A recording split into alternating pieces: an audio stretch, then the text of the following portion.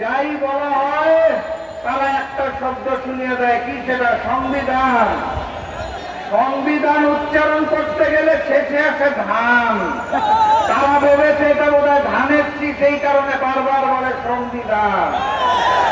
এটা ওই যে নির্বাচনের আগে নিকৃষ্ট স্লোগান দিত, কি জানি, লাগালে লাগা ধান লাগা, ওই ধান নয়, এটা ৭২-এর মুজিববাদী সংবিধান, যা পরবর্তীতে শেখ হাসিনার সংবিধানে রূপান্তর হয়েছে। সেই সংবিধানকে তারেকবাদের সংবিধান আমরা হতে দেব না।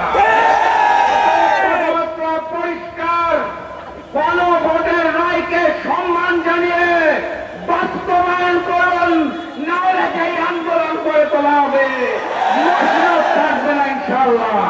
বিজয়ের পথে যাত্রা শুরু, জীবন অথবা মৃত্যু। আসসালামু আলাইকুম।